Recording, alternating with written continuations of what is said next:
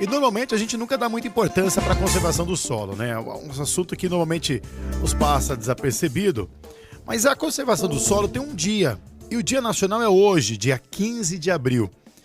E um dia, digamos assim, que veio a calhar, porque nós tivemos aí no fim de semana alguns problemas por conta da chuvarada toda. E a conservação do solo aí ficando em segundo plano e os problemas vão surgindo. O coordenador do Laboratório de Solos da Faculdade de Ciências e Tecnologia da Unesp de Prudente, João Oswaldo Rodrigues Nunes, está conosco aqui no estúdio CBN para falar a respeito da importância da conservação do solo. Tudo bem, João? Boa tarde.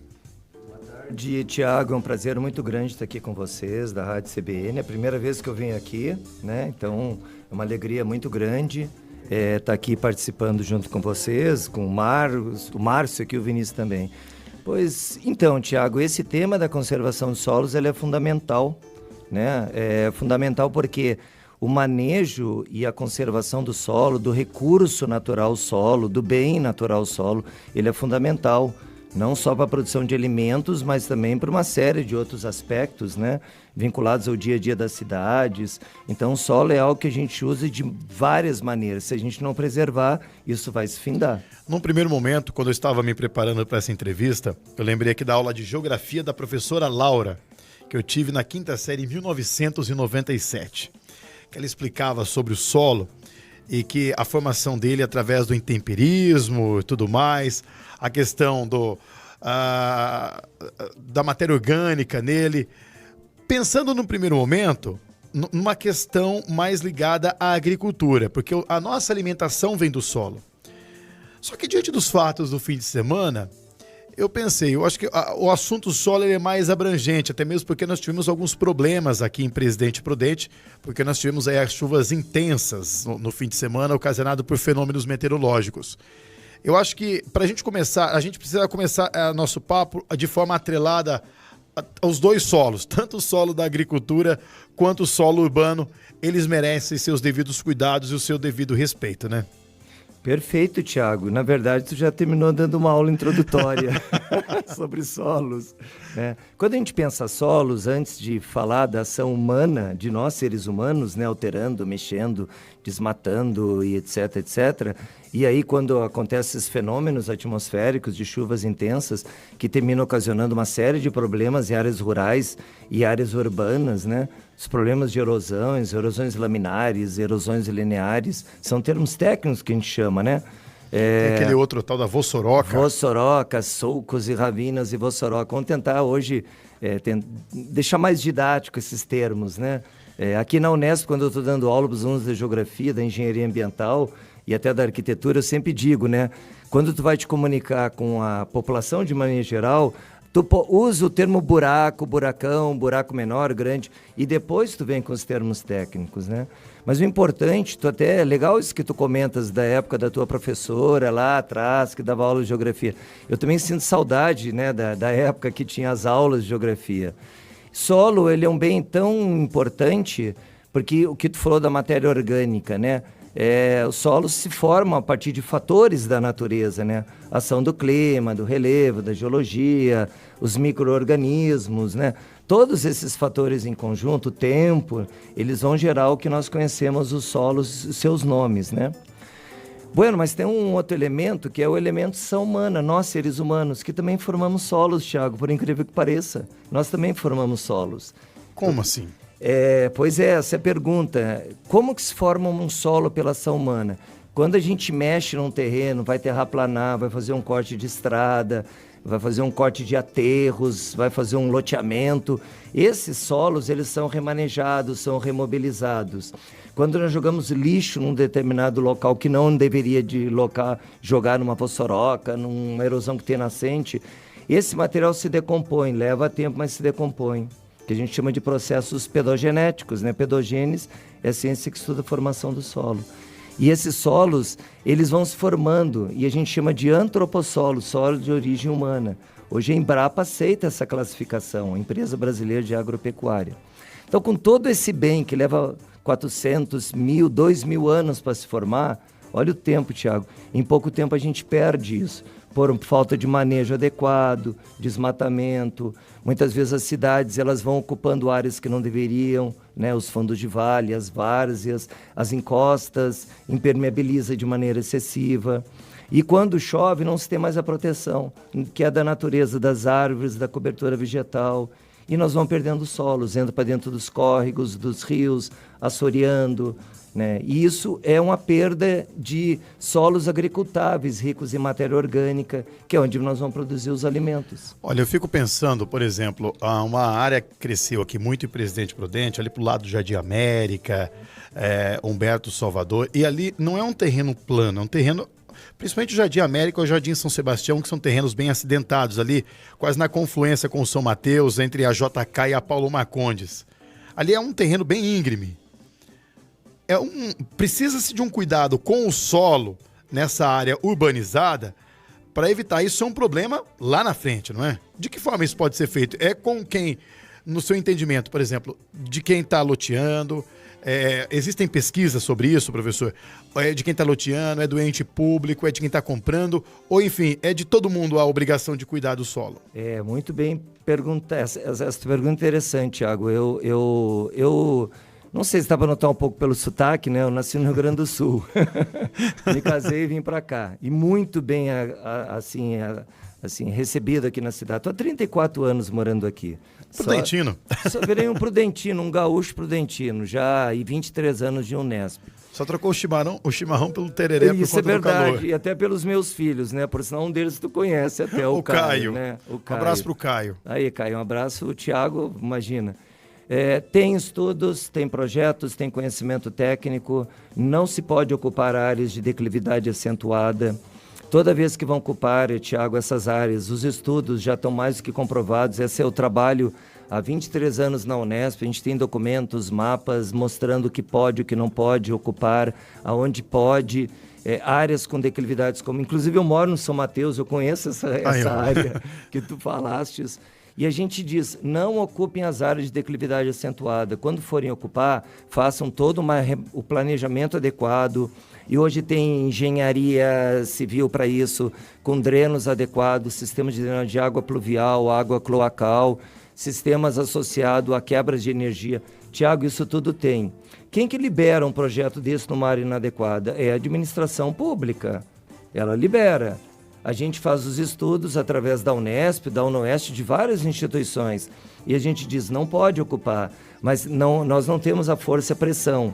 A força e a pressão, quem tem e libera, é a prefeitura, a administração municipal. Ela que administra, através das suas secretarias. Então, muitos estudos, às vezes, nos perguntam, pode ocupar? Não pode. Não pode, porque os nossos solos têm uma característica, Tiago. São solos que têm muita areia. É um terreno muito arenoso aqui no Oeste Paulista, né? Perfeito, é um terreno muito arenoso. Essa areia, ela vem da pedra. É aquele velho e bom ditado, água em pedra dura, tanto bate até que forma solo. Então forma solo. Forma solo. Isso é um ditado que a gente leva de maneira didática para as pessoas entenderem. Por isso que nossos solos, quando a gente leva para o laboratório, tem uma média de 70% a 80% de areia. É um solo muito friável. Se tu tira a cobertura vegetal, esse solo, ele se perde, ele se decompõe muito rápido, né? Então, essa área que tu falou é uma área que a gente conhece, já mapeamos, estudamos, mostrando não pode ocupar. Seria um local que não deveria ter área urbana nela. Justamente. Tu tem várias áreas que pode expandir o processo de urbanização. Eu conheço bem aquele trecho que vai do Humberto Salvador até o João Paulo. O João Domingos, né? Lá. Aí que tem o Vatal Estibaixo ali embaixo. Que pega naquela parte inferior. Essas áreas não deveriam serem liberadas para ocupação. Quais as áreas, então? As áreas dos topos, as áreas mais elevadas. É justamente essa geografia da cidade que eu iria lhe fazer. Oi, Marcinho? É o Parque Alexandrina. O Parque Alexandrina é bastante íngreme também, né? Que não deveriam, ali próximo onde é a Mata do Forquim. E aquele bairro novo, Moacir Trentin? Que é ali na margem da JK, tem o Vale das Parreiras, tem o Guanabara, tem o Vale das Parreiras, tem aquela Avenida Nova. Entre a Avenida Nova ali, tem o Moacir Trentin, que é uma área nova. Ali é uma leve, não é tão íngreme, por exemplo, igual o São Sebastião. Mas é bastante íngreme. Há estudo também sobre ali ou não? Aquela área a gente tem estudos preliminares, já indicando, né? Inclusive mapas que a gente tem, mapa do relevo, mapa que a gente chama geomorfológico, indicam as áreas adequadas ou não. Então, essa geografia, era nessa pergunta, nessa esfera que eu gostaria de chegar. Por exemplo, há algum mapeamento, algum estudo apontando quais são as áreas em que Presidente Prudente deveria ter o seu crescimento urbano? Por conta dessa conservação do solo e de olho no ponto de vista do solo? Tem. Quais são as áreas habitáveis? Então, são várias áreas que a gente já tem mapeado. A gente mapeou o município inteiro. Olha só. O município inteiro está mapeado, né? Então, quando a gente mapeia em determinadas escalas, por exemplo, escala cartográfica, 1 para 25 mil.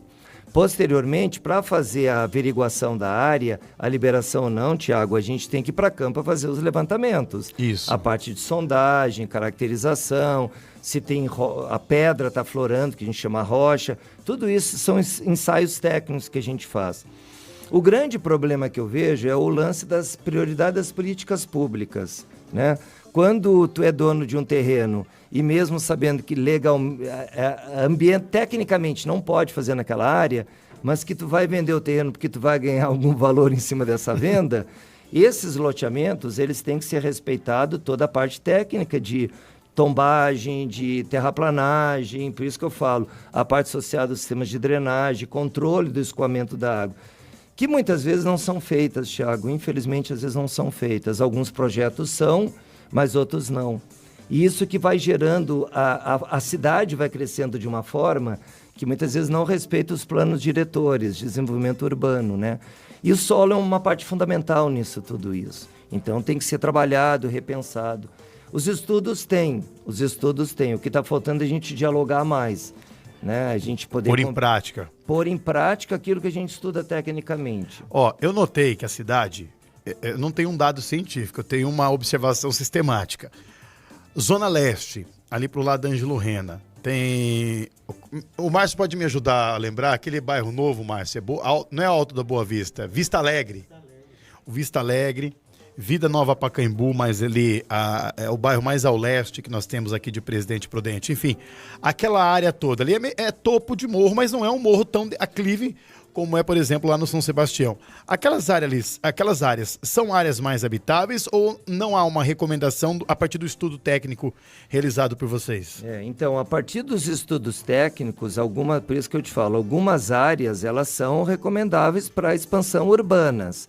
Topos de colinas são áreas adequadas. Mesmo algumas áreas que vão pegar num plano de declive, mas não acentuado, também são áreas adequadas, desde que seja feito todo o trabalho em áreas urbanas adequadas, principalmente do controle da água, do escoamento da água, nessas áreas mais declivosas, né?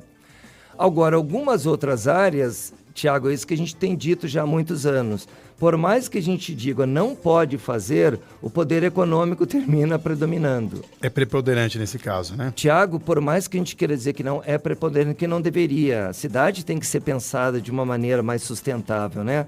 Todos os dias vocês vão estar falando aqui, nossa, aconteceu uma erosão, tu me mostrou uma imagem ali em área urbana, falta de um sistema de dreno adequado, que joga essa água, por exemplo, para os fundos de vale. Se tu não tem quebra de energia, dissipadores de energia, que hoje tem, sabe-se disso, vai ter problemas de erosão. Então, o poder econômico não pode se sobrepor sobre a área ambiental, não pode. Os dois têm que andar em paralelos para ter uma cidade mais sustentável, uma cidade mais igualitária, desse ponto de vista, né, ambiental, com menos problemas. Tiago, toda vez que tem um problema desses, que nem assim chove, acontece esses problemas que muitas vezes a gente está falando de áreas urbanas, Tiago. Eu trabalho muito nas áreas rurais também. Toda vez que eu vou para as áreas rurais, que vou para Montalvão, Floresta do Sul, Enei, da Meliópolis, né? Aqui o bairro do Timburi, o bairro 1º de Maio, eu percorro muito as áreas rurais. 1º de Maio é Alfredo Marcondes, não é não? Alfredo Marcondes, aqui quem vai justamente, Tiago. Toda vez que a gente vai para essas áreas, quando chove, a situação, assim, ela só não é pior porque tem menos pessoas morando. Mas do ponto de vista ambiental, a quantidade de volume de terra, sedimentos que entra é assustadora. Então, mas isso é um custo elevado para depois tu recuperar as áreas. Agora são 15h54, mas acho que dá tempo de nós falarmos sobre essas questões rurais, Porque é só um trabalho de fazer certinho a curva de nível ali, ou são outros trabalhos que as pessoas que têm essas propriedades precisam tomar? Esses cuidados que elas precisam tomar? Ótimo. Também, Tiago, assim, a tua pergunta. O Tiago entende bem, rapaz. O Tiago já foi secretário de associação de produtor. Nossa, o Tiago... Eu vou levar o Tiago para os... Márcio, vou levar o Tiago para os projetos, tá? Desculpa a minha descontração, tá, Tiago? Tiago, não é só a curva de nível. Tu pode fazer curva de nível se tu não recupera as nascentes, se tu evita entrar, por exemplo, a gente sabe a dificuldade do proprietário rural, não é fácil, do pequeno e médio, mas não entrar nas APPs, poder proteger, recompor as matas ciliares, nas cabeceiras, que é o setor mais elevado acima, né, que a gente chama de montante, recuperar as nascentes das cabeceiras, isso tudo ajuda a diminuir essa carga de sedimentos que vão. A gente sabe da necessidade do produtor, né? O produtor rural, ele precisa produzir o alimento, o seu sustento, para nos alimentar também. Mas é um conjunto de medidas que ela tem que ser trabalhada. Eu trabalho já há 18 anos com erosão, inclusive técnicas de bioengenharia. Num outro momento a gente vai ter que conversar sobre isso. Vamos falar sobre. Muita coisa bacana. O assunto é bastante abrangente, né? Muito abrangente. Trabalhar sobre solos tem um universo gigantesco sobre isso, né? E quais são os principais problemas que você encontra no solo aqui da região quando você faz essas visitas a campo? Um dos problemas que mais se destaca, infelizmente, são as erosões. As erosões laminares, que é aquela primeira, quando chove, né, tu perde como fosse uma lâmina, perde os horizontes agricultáveis, que é rica em matéria orgânica. Isso. E depois, as chamadas erosões lineares, que é as vossorocas, como tu comentou, os grandes buracões, né, vossorocas que aflora a água, o lençol freático, ravinas, sulcos, são problemas gritantes que tem na nossa região. Presidente Prudente, oeste de São Paulo, oeste do estado de São Paulo, está entre as regiões com maiores problemas de erosão do estado de São Paulo. Somos nós. Então seria necessária uma política pública não só na área urbana, para esse cuidado com o solo, mas também partindo também dos órgãos ambientais, do poder público voltado para essa questão das terras agricultáveis, né? Sem dúvida, a melhoria das estradas vicinais, né, melhor caminho, retomar essas políticas que são fundamentais. A gente olha muito para a cidade, às vezes esquece o campo. Olhar com carinho para o produtor que está no campo, né? Então, porque esses produtores precisam de ajuda também para poder deslocar. Quando chove, tu imagina a situação de uma estrada intransitável. Pontes, muitas vezes, que estouram. Então, a gente tem que retomar essas políticas. No âmbito municipal, que é na escala que nós vivemos, estamos no âmbito estadual e federal. Esse programa que você citou do Melhor Caminho, por exemplo, acho que ele foi descontinuado, salvo engano, no ano de 2018, com o fim daquele órgão, é a Codasp que era responsável, não é? Justamente, Tiago, era a Codasp. Porque esse plano, esse programa, além de melhorar a estrada, não a estrada de servidão, mas no caso a estrada chamada estrada principal, como também ele tem um sistema que ele segura a própria água da estrada para não jogar água de areia dentro dos rios, dos ribeirões, né? Justamente. Então, porque quando a Codasp fazia o serviço, eu acompanhei várias obras aqui pela Unesp, né? Primeiro, se não me engano, foi em 1997 esse plano começou. É antigo, que teve no Rio Grande do Sul, Santa Catarina, Paraná, passou aqui no estado de São Paulo, eram exemplos nacionais isso. Então, quando eles fazem a recuperação, né, eles fazem as bacias coletoras de água, os camalhões, e isso ajuda a quebrar melhor a estrada, né? A estrada ela é trabalhada com solo cimento, com cascalho, e as estradas que foram feitas até hoje ainda se conservam, até hoje. E assim, as quantidades de erosões são baixíssimas desse ponto de vista. A gente precisa ter mais atenção, não só na área urbana, mas juntar o urbano e o rural, né? Bom,